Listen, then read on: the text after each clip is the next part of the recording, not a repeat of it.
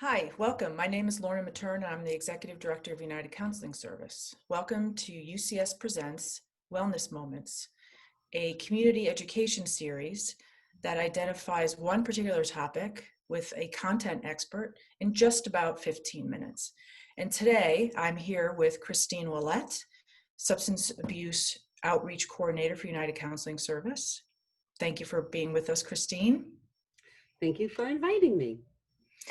Now, we're talking about substance abuse today, and we know that through the pandemic, our lives have had a drastic shift with feeling isolated, business closing, schools closing. More and more people are feeling anxious and apart and are turning to substances as a way to cope. And I'm wondering, Christine, what are you seeing in your work, in your community, regarding substance use with folks in the community?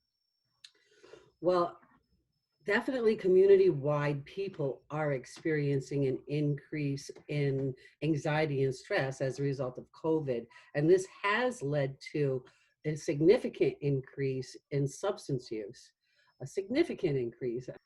I just want to throw out a really quick stat. Last November, there were 82 fatal overdoses in Bennington County. Mm. This September, there was 109. That's Oh, boy. 88%, and 88% of those involve fentanyl. So that's one of our biggest issues I'm thinking right now in the community is the use of fentanyl in Mhm. whatever drugs are circulating out there, because that's what's killing people. And what about alcohol? I think heroin gets a lot of press, so to speak, but alcohol is still also a significant issue, yes? Absolutely, absolutely. People are they're using all substances more. Okay. And what I'm seeing is that people who have been typically clean for years or months are having lapses. Hmm. And they know because they've been in recovery long enough, they know what to do to get back on track. And many of them are reaching out and getting back on track. Oh, Um, that's great. Unfortunately, there are a lot of people who are entering the system for the new time. I mean, for their first time. It's just they don't understand what's happening themselves. They just know that they're responding reactively and doing whatever they can do to soothe themselves. And sometimes it's just an extra glass of wine in the evening, and it just tends to snowball. So what usually ends up happening that brings people to a place of feeling like, okay, so now it's becoming a problem. Now it's more than just having a glass of wine with dinner, that it's something bigger. What usually brings people to a place, and how would one know maybe I should reach out? What Okay, you, so people typically reach out as soon as they are having some difficulty, as soon as they notice in themselves that they're becoming more reactive to situations, they're more emotional, they're well, obviously using more substances is one of the first signs. Unfortunately, because of COVID, people are afraid to come into treatment. So it's really important for us to get the message out there that we are offering services so they can get their needs met through Zoom without having to put themselves in danger. And I want to point out too that oftentimes people that are coming into treatment for substance use are actually coming into treatment for co-occurring disorders. And we have adult outpatient services for mental health and substance abuse, and they can be in both episodes at the same time, which is actually the best way to go. We offer individual treatment, we offer group treatment, we offer it in person, we also offer it via Zoom. Most of the groups that we're offering have both options available.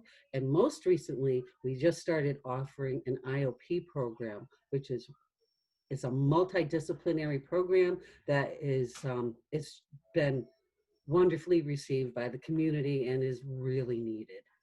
and that's an intensive outpatient program. So somebody who might be having some significant substance abuse issues could get, as you said, a disciplinary grouping of services in a week, and it's 9 hours in a week. Is that correct? So it's pretty It, intensive.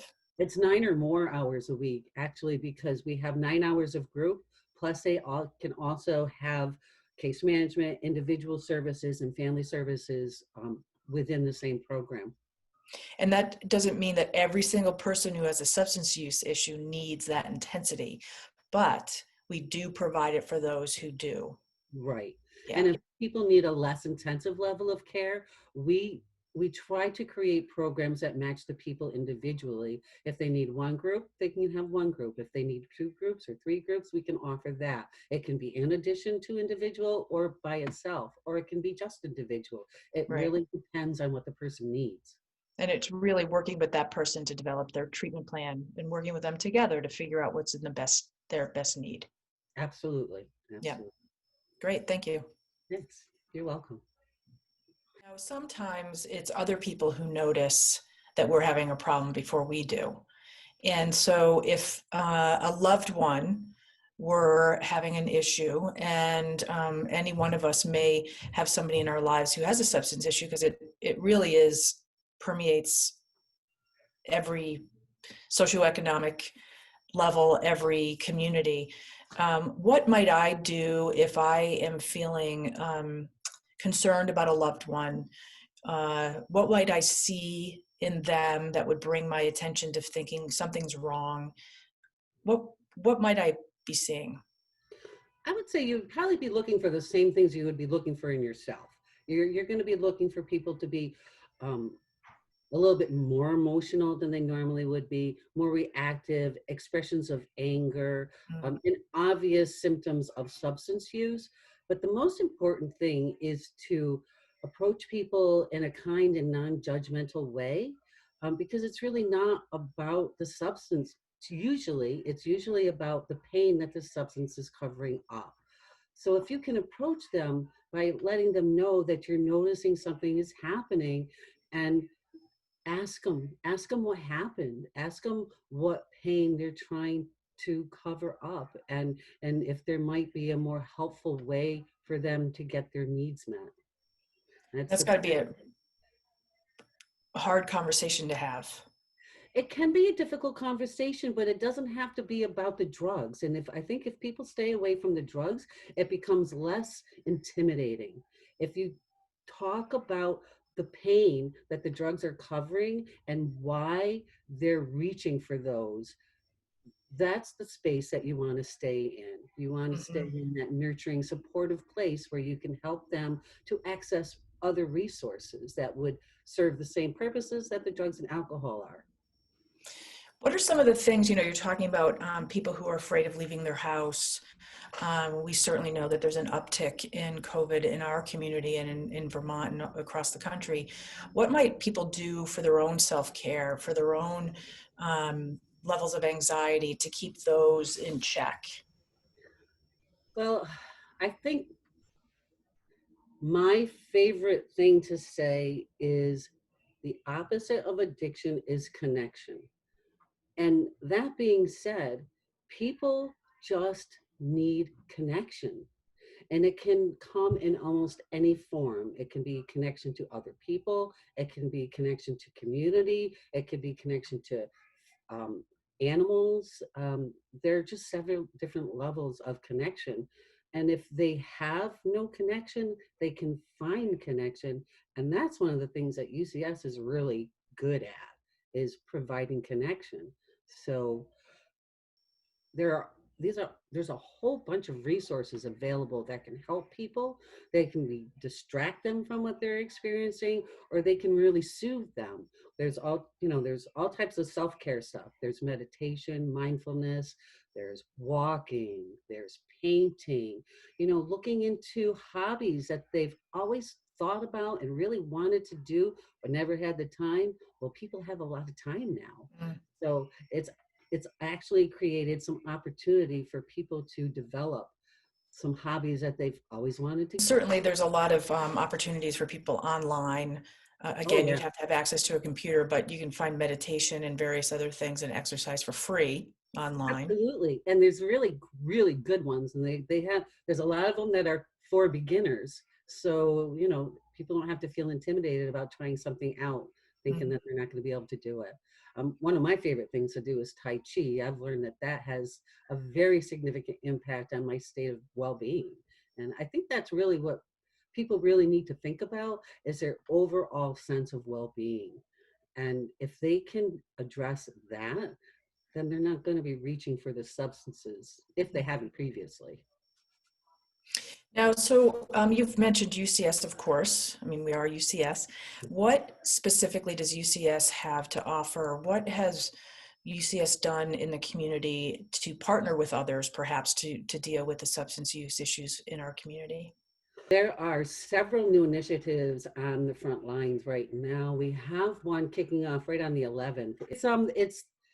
It's to prevent fatal overdoses, and we're partnering with the Turning Point. We're partnering with our EMS, Bennington Police Department, and the hospital, so that the moment somebody shows up in the emergency room with an overdose, there's somebody, a recovery coach from Turning Point, there to be with them and to hear them. And Turning Point, if the person is willing to enter treatment at that point while the iron is still hot, Turning Point can reach out directly to me, and I will go meet with that person, and I will walk them into treatment. I will handhold them into treatment. I will do whatever it takes to get them into treatment if that's what they want. That's the Outreach for Overdose project. Is that what it is? It is. And on that same topic, we've also been distributing harm reduction bags, hundreds and hundreds of harm reduction bags throughout Bennington County that has all kinds of informational packets in it. There's doses of Narcan, Mm. there's fentanyl testing strips, there's face masks, and the state is actually fighting for a second dose of Narcan to be put in those packages. So, and those are available to all community members. And for those who might not know what Narcan is, Okay, Narcan is a medication that, if administered, will bring a person out of an overdose immediately, and it's life saving. Unfortunately, it's not very long lasting, so sometimes you actually need two doses to get them from wherever they are to the hospital. now So that this is going down a little bit of a different road that we didn't necessarily talk about, but Narcan has been a free medication that's offered for people so they can prevent overdose. And it's fairly controversial, I think, because, um, we've heard folks talk about how Narcan is used for drug addicts and, why spending all this money. And so why do you think that Narcan is something that's really important? I think Narcan is really important. It's one of my number one things right now because it saves lives. People can't get recovery if they're dead. That's right. So I mean, there's nobody that can predict when a person will get recovery. It could be their first try, it could be their second try, it could be their 100th try, but we don't want to put up barriers to people to try. And if if they die, I mean, that's about the biggest barrier you can get. Right. Thank you, Christine, for joining me today to talk about substance use in our community through our UCS Presents platform, Wellness Moments. And we hope that folks will join us for our next installment, whatever that might be. Thank you, Lorna.